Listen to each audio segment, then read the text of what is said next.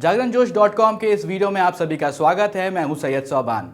इस वीडियो में हम जानेंगे कि आज के करंट अफेयर से क्या कुछ सवाल बनाए जा सकते हैं, उनके सही जवाब क्या होंगे और उनसे रिलेटेड कुछ की फैक्ट्स के बारे में भी जानेंगे। तो चलिए शुरू करते हैं पहले सवाल के साथ। हाल ही में किस राज्य सरकार ने निजी अस्पतालों में कोरोना के इलाज हेतु 3 श्रेणी में फीस निर्धारित कर दी है? इसका सही जवाब है ऑप्शन ए पंजाब।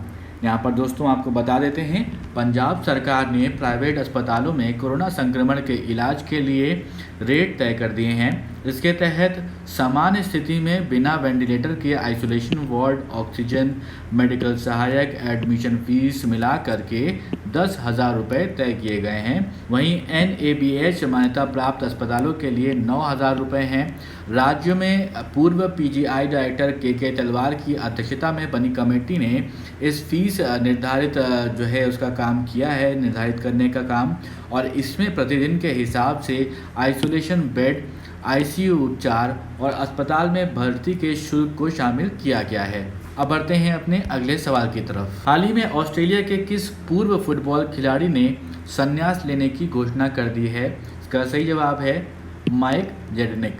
यहाँ पर आपको बता दें कि ऑस्ट्रेलिया फुटबॉल टीम के पूर्व कप्तान माइक जेडनिक ने इस खेल से संन्यास लेने की घोषणा कर दी है। उन्होंने 2008 में राष्ट्रीय टीम के साथ अपने करियर की शुरुआत करी थी और ऑस्ट्रेलिया के लिए 79 मैचेस खेले थे। उन्होंने टीम के लिए 2015 में एशियाई कप खिताब भी जीता था। वे 3 विश्व कप में अपनी राष्ट्रीय टीम के लिए खेल चुके हैं। इस वीडियो में आगे बढ़ने से पहले एक ज़रूरी सूचना आप सभी के लिए। हमारी वेबसाइट जागरणजोश.com पर अगर आप करंट अफेयर्स पढ़ना चाहते हैं तो आपको अपने ब्राउजर में टाइप करना है www.jagranjosh.com, जिसके बाद आपको हमारी वेबसाइट का होम पेज नजर आएगा। इसके बाद आपको करंट अफेयर्स के टैब पर जाना है। ड्रॉप डाउन में आपको मंथ वाइज करंट अफेयर्स मिल जाएंगे, जहां आप मंथ के हिसाब से करंट अफेयर्स पढ़ सकते हैं। जब आप करंट अफेयर्स टैब पर क्लिक करेंगे तो आपको कुछ इस तरह से पेज नजर आएगा।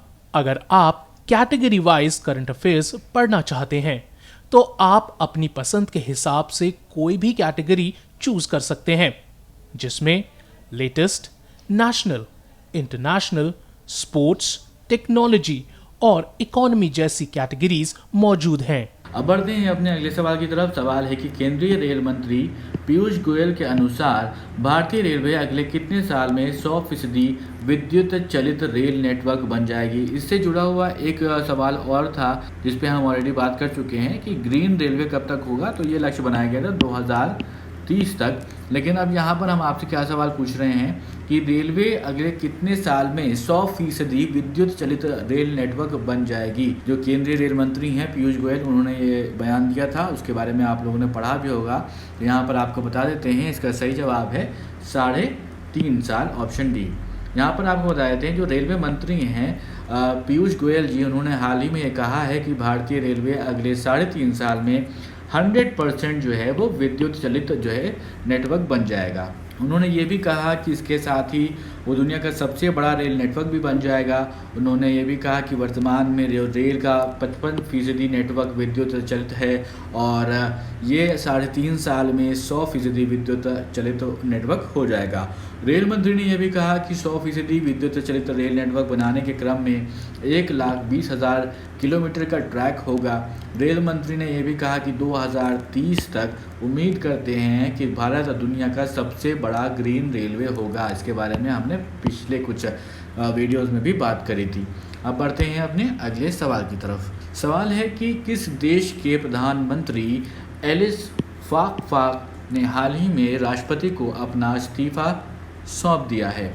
इसका सही जवाब है ट्यूनेशिया। तो ये ट्यूनेशिया के प्रधानमंत्री थे जिन्होंने अभी हाल ही में एलिस जो है इनका नाम था एलिस फाकफाक, और इन्होंने अपना इस्तीफा सौंप दिया है राष्ट्रपति को। तो ट्यूनेशिया के प्रधानमंत्री ने हितों के टकराव के मुद्दे पर 15 जुलाई 2020 को अपने पद से इस्तीफा दे दिया है। मीडिया में जो रिपोर्ट्स आई हैं उनके अनुसार प्रधानमंत्री का एक कचरा निस्तारण कंपनी में शेयर था और उसी कंपनी को 1,50,00,000 यूरो का सरकारी आंकड़ा भी हासिल हुआ था। तो प्रधानमंत्री इलियास फाखा की कंपनी में शेयर होने की बात सामने आने के बाद कई हफ्तों तक राजनीतिक खींचतान चलती रही और एक सरकारी बयान में बताया गया कि उन्होंने राष्ट्र हित को ध्यान में रखते हुए और देश के लिए कठिनाइयां नहीं पैदा करने के लिहाज से इस्तीफा दे दिया है, ताकि संकट से उबरने के लिए एक नया रास्ता खोला जा सके। अब बढ़ते हैं अपने अगले सवाल की तरफ। सवाल है कि भारत और किस देश ने दोनों देशों के बीच में संपर्क की सुविधा के लिए नया व्यापार मार्ग खोला है। यहाँ पर हम बात कर रहे हैं किसकी? इंडिया की और भूटान की। तो यहाँ पर आपको बता देते हैं, भारत और भूटान ने पश्चिम बंगाल के जयगांव और भूटान के पसाका के बीच नया व्यापार मार्ग खोला है। जयगांव और पसाका के बीच ये लिंक इस कोरोना के समय में दोनों देशों के बीच संपर्क की सुविधा प्रदान करेगा। 15 जुलाई को भारत सरकार की ओर से पसाका में अतिरिक्त लैंड कस्टम स्टेशन खोला गया है। पसाका इंडस्ट्रियल स्टेट के लिए औद्योगिक कच्चे माल और वस्तुओं की आवाजाही के लिए इस नए भूमि मार्ग की द्विपक्षीय व्यापार और वाणिज्य को बढ़ावा मिलेगा। साथ ही जयगांव और फ्यूटशोलिंग मार्ग पर वाहनों की भीड़ भी कम होगी।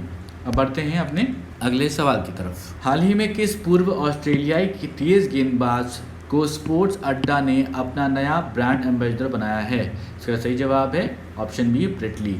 तो यहाँ पर आपको बता देते हैं, स्पोर्ट्स अड्डा एक भारतीय समाचार और सूचना प्लेटफॉर्म है जो क्रिकेट, फुटबॉल और कबड्डी से जुड़ी हुई जानकारियाँ और अपडेट और आंकड़े प्रदान करता है। वह ऑस्ट्रेलिया के लिए ग्लेन मैकग्रा के बाद दूसरे ऐसे तेज गेंदबाज हैं जिसने टेस्ट और वनडे दोनों संस्करण में 300 से ज़्यादा विकेट लिए हैं। ब्रेटली ने अपने क्रिकेट करियर की शुरुआत पाकिस्तान के खिलाफ 1999 में की थी। ऑस्ट्रेलिया के लिए ब्रेटली ने 76 टेस्ट और 310 विकेट लिए हैं, जबकि 221 वनडे मैच और 380 विकेट उसमें लिए हैं और 25 टी20 मुकाबले खेले हैं और 28 विकेट इसमें दर्ज किए हैं। ब्रेटली की यहाँ पर हम बात कर रहे थे। अब बढ़ते हैं उस सवाल की तरफ जिस सवाल का जवाब हमने आपसे पिछले वीडियो में पूछा था। सवाल था कि हाल ही में अफगानिस्तान में भारत के अगला राजदूत किसे नियुक्त किया गया? इसका सही जवाब ऑप्शन ए, रुदेन्द्र टंडन। तो यहाँ पर आपको बता दें, भारतीय विदेश सेवा के अधिकारी रुदेन्द्र टंडन को अफगानिस्तान में भारत के अगले राजदूत के रूप में नियुक्त किया गया है। वे वर्तमान में जकार्ता से आसियान के लिए भारतीय दूत के रूप में सेवारत हैं। उनकी नियुक्ति अफगानिस्तान में भारत के वर्तमान राजदूत विनय कुमार के स्थान पर की गई है। तो ये किसका स्थान छोड़कर जा रहे हैं? तो विनय कुमार जी जो है नहीं उस स्थान पे हैं अफगानिस्तान के। यहाँ पर हम बात कर रहे हैं अफगानिस्तान के राजदूत के बारे में। तो अब रुदेन्द्र टंडन जी जो विनय कुमार का स्थान लेंगे। अब दोस्तों उस सवाल की तरफ बढ़ते हैं जिसका जवाब आपको हमें कमेंट बॉक्स में लिख कर देना है। सवाल है कि विश्व सर्प दिवस यानी कि वर्ल्ड स्नेक डे निम्न में से किस दिन मनाया जाता है? आपके ऑप्शंस हैं 10 मार्च, 15 अप्रैल, 15 जून या फिर 16 जुलाई। अब अपने जवाब हमें कमेंट बॉक्स में लिख कर दीजिए। अगर ये वीडियो आपको पसंद आया हो तो इस वीडियो को लाइक करें, इस वीडियो को ज़रूर अपने दोस्तों के साथ भी शेयर करें और अभी तक आपने हमारे चैनल को सब्सक्राइब नहीं किया है दोस्तों तो ज़रूर सब्सक्राइब करें और देखते रहें जागरणजोश.com।